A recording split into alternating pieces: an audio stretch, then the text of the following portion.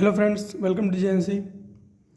Friends, इस video में हम मोल कॉन्सेप्ट टॉपिक से कुछ क्वेश्चन करेंगे। तो फ्रेंड्स, जो हमारे पास फर्स्ट क्वेश्चन है उसमें हमसे बोला गया है for the reaction CaO plus 2HCl equal to CaCl2 plus H2O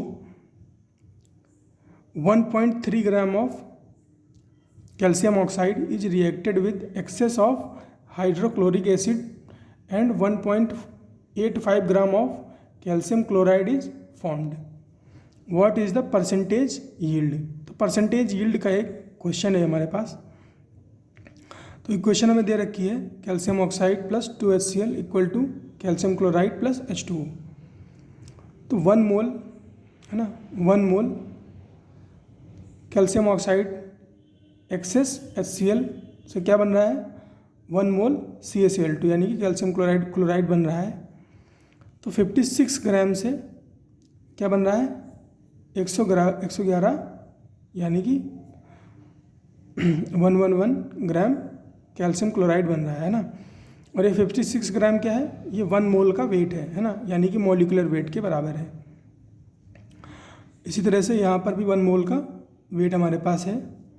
तो हम क्या करेंगे, हम यूनिटरी मेथड को यूज़ करेंगे है ना। हम क्या करेंगे, यूनिटरी मेथड को यूज़ करेंगे। तो 56 ग्राम of calcium oxide produces CaCl2 111 grams है ना। तो 1.23 ग्राम्स कैल्शियम ऑक्साइड कितना CaCl2 प्रोड्यूस करेगा 111/56 गुणे 1.23 है ना। 111 डिवाइड बाई 56 इंटू 1.23 है ना। ये क्या है, यूनिटरी मेथड से इसको किया है ना। यूनिटरी मेथड से इसको किया है। यूनिटरी मेथड में हम क्या करते हैं, जैसे 56 से 111 बन रहा है ना, 56 से 111 बन रहा है, तो 1 से कितना बनेगा 111/56 है ना। तो वही तरीका यहाँ पे यूज़ किया है। और 1 का पता चल गया तो 1.23 के लिए क्या करेंगे, उस 1 वाले को मल्टीप्लाई कर देंगे उससे। तो ये यूनिटरी मेथड होता है। तो इसको आप सॉल्व करोगे है ना, 111 डिवाइड बाई 56 इंटू 1.23 को सॉल्व करोगे तो ये आएगा 2.43 ग्राम है ना। कितना आया 2.43 ग्राम। अब थ्योरेटिकल यील्ड हमें कितनी दे रखी थी 2.43 है ना। कितनी दे रखी थी 2.43।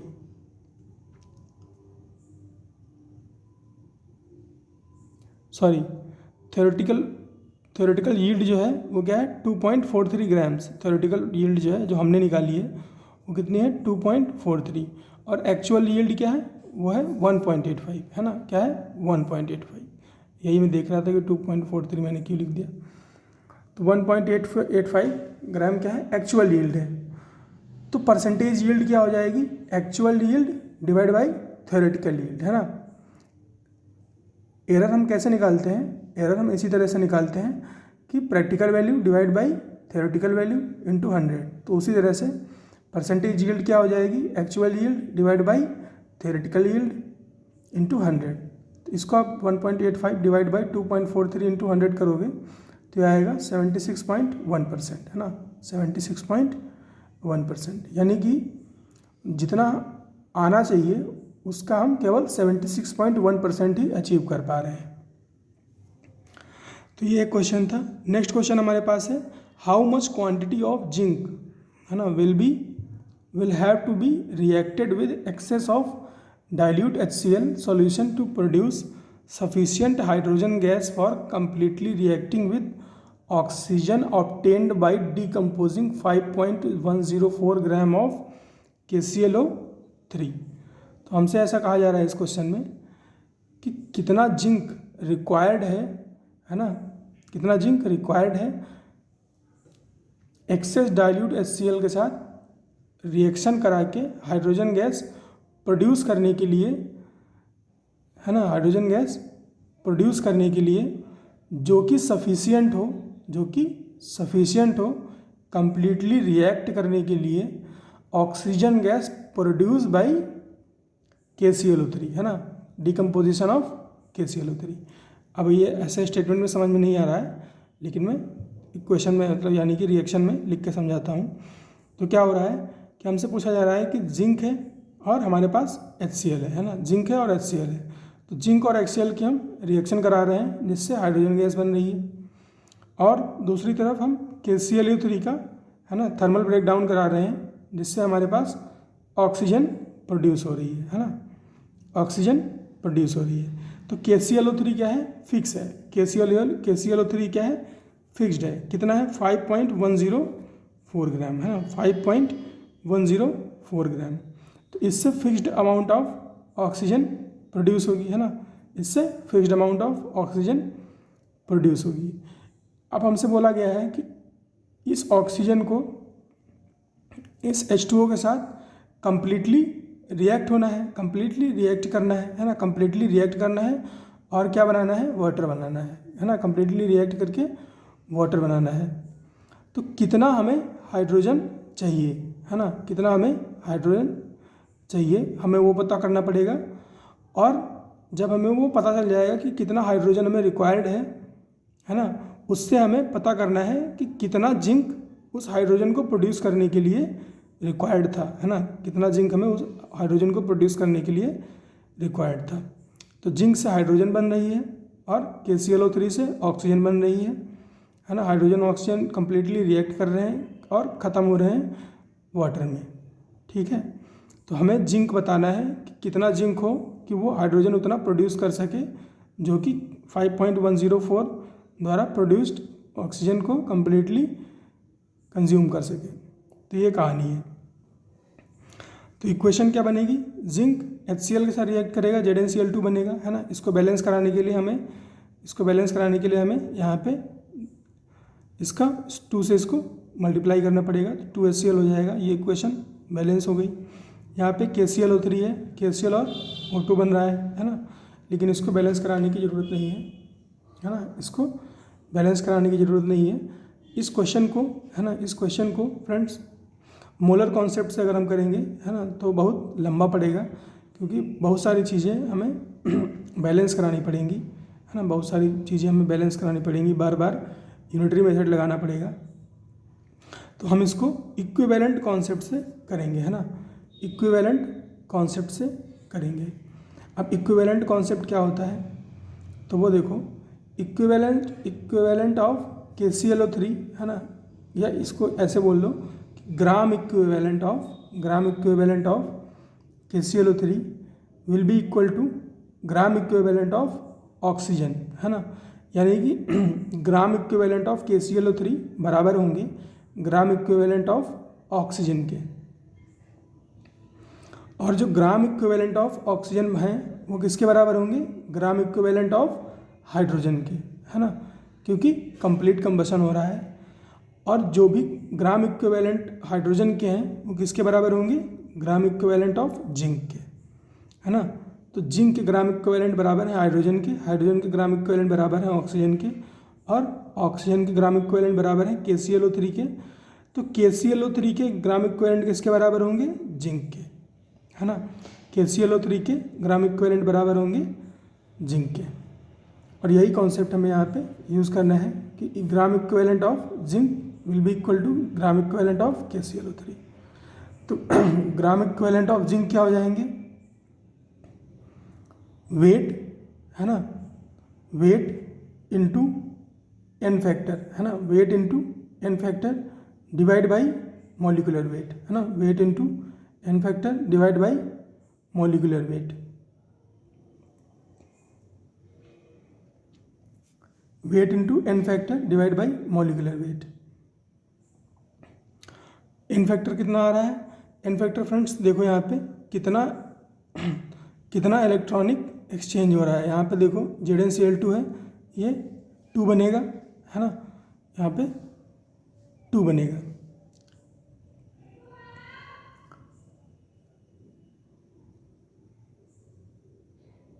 तो इसीलिए यहाँ पे इसका n फैक्टर क्या हो जाएगा 2, और weight into n factor divide by molecular weight.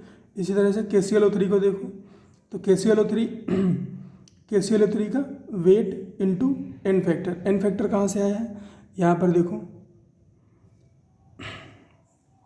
कितना इलेक्ट्रॉन का एक्सचेंज हो रहा है, 6 इलेक्ट्रॉन का एक्सचेंज हो रहा है ना, 6 इलेक्ट्रॉन का एक्सचेंज हो रहा है। यहाँ पर क्या है K प्लस Cl माइनस, यहाँ पर क्या बनेगा, यहाँ पर देखो, यहाँ पर इस पर एक प्लस आएगा और इस पर यहाँ ये कितना रहेगा 6 माइनस रहेगा, है ना, कितना रहेगा 6 माइनस, तो इस पर कितना जाएगा +5, है ना, कितना जाएगा +5 और यहाँ -6 रहेगा। तो 6 इलेक्ट्रॉन का क्या हो रहा है, एक्सचेंज हो रहा है।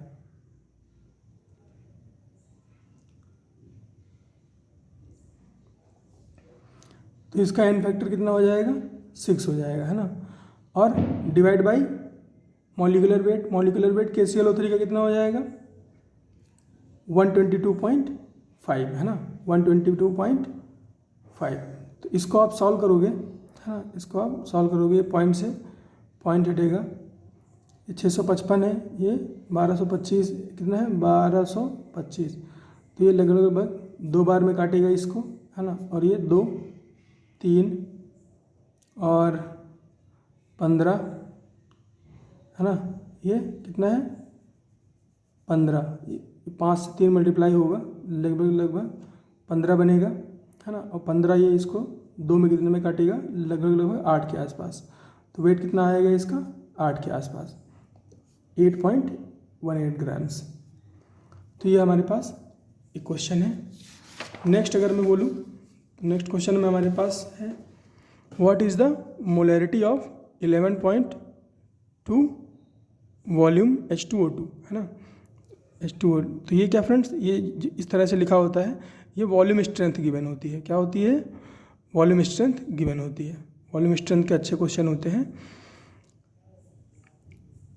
और वॉल्यूम स्ट्रेंथ को हम x से रिप्रेजेंट करते हैं, है ना, यानी कि इसको XV से रिप्रेजेंट किया जाता है। तो यहाँ पे x की वैल्यू क्या है 11.2, हमसे मोलैरिटी पूछी गई है।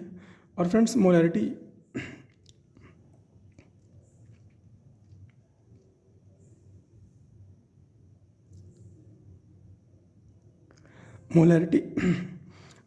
और नॉर्मेलिटी में हमें रिलेशन पता है, और नॉर्मेलिटी और वॉल्यूम स्ट्रेंथ में हमें रिलेशन पता है। तो फ्रेंड्स जो वॉल्यूम स्ट्रेंथ होती है ना, वो होती है 5.6 टाइम्स नॉर्मेलिटी के, है ना। जो वॉल्यूम स्ट्रेंथ होती है वो 5.6 टाइम होती है नॉर्मेलिटी के। तो वॉल्यूम स्ट्रेंथ 11.2, 5.6 नॉर्मेलिटी, तो ये 2 बार में काटेगा, तो नॉर्मेलिटी कितनी आ जाएगी 2, है ना, नॉर्मेलिटी कितनी आ गई 2। हमसे क्या पूछा है मोलैरिटी, तो मोलैरिटी क्या होती है normality divide by n factor, है ना, normality divide by n factor. तो नॉर्मेलिटी कितनी है 2, n फैक्टर कितना है H2O2, है ना, H2O2 का n फैक्टर कितना हो जाएगा 2 हो जाएगा, है ना, 2 प्लस यहाँ बनेगा, तो ये 2 हो गया। तो 2/2 कितना हो गया 1 मोलर, है ना, 1 मोलर।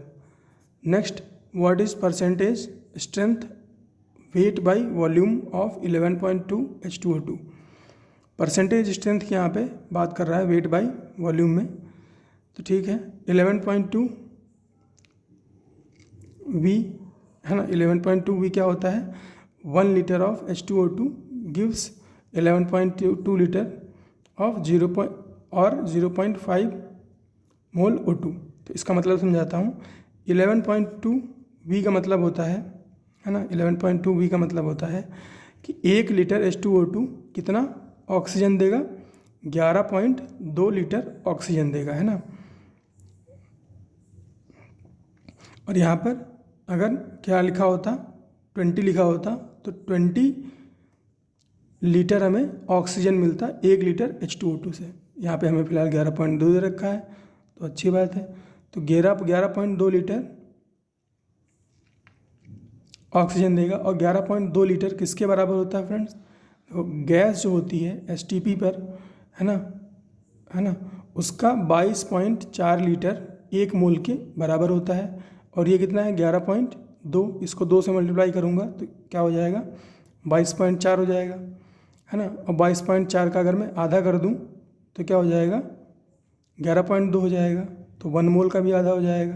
तो 11.2 किसके बराबर है 0.5 मोल के, है ना, 11.2 किसके बराबर है 0.5 मोल के।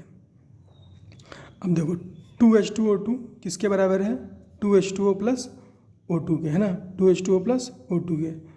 तो 2 मोल किसके बराबर हो जाएगा, इसका 2 मोल किसके बराबर होगा, 1 मोल ऑक्सीजन के। तो फ्रेंड्स 68 ग्राम, है ना, 68 ग्राम H2O2 कितना है, 1 मोल O2 के बराबर है ना। इसका आप मॉलिक्यूलर वेट देखो कितना होगा, H2O2 32 और 2 34, है ना, 32 और 2 34, तो 2 मोल का वेट कितना हो जाएगा, 68 ग्राम, है ना, 2 मोल का वेट कितना हो जाएगा, 68 ग्राम। तो 68 ग्राम H2O2 से हमें क्या मिलता है, 1 मोल O2 मिलता है। तो 34 ग्राम H2O2 से हमें कितना मिलेगा, 0.5 मोल O2 मिलेगा, है ना, क्या मिलेगा, 0.5 मोल O2। तो 34 ग्राम H2O2 is present in 1 litre. 34 gram H2O2 is present in 1 litre. तो क्या होगा, 3.4 ग्राम H2O2 पर 100 ml, है ना, पर 100 ml प्रेजेंट होगा, है ना। यानी कि 1 लीटर में अगर 34 ग्राम है तो 100 ml में कितना होगा, 3.4 होगा, है ना, 3.4 होगा, 10 से डिवाइड कर लेंगे तो 3.4 ग्राम H2O2 होगा 100 ml में। तो स्ट्रेंथ कितनी हो गई, क्या होती है ये, वो वेट बाय वॉल्यूम स्ट्रेंथ क्या होती है, वेट, है ना, weight of solute divide by volume of solution in 100 ml in ml, है ना, ठीक है। तो ये हमारा क्या हो गया, वेट बाय वॉल्यूम हो गया कितना, 3.4%। तो यही हमसे इसमें सिंपल सा क्वेश्चन पूछा था। तो आई होप आपको चीज़ें समझ में आई होंगी। मिलते हैं फ्रेंड्स नेक्स्ट वीडियो में।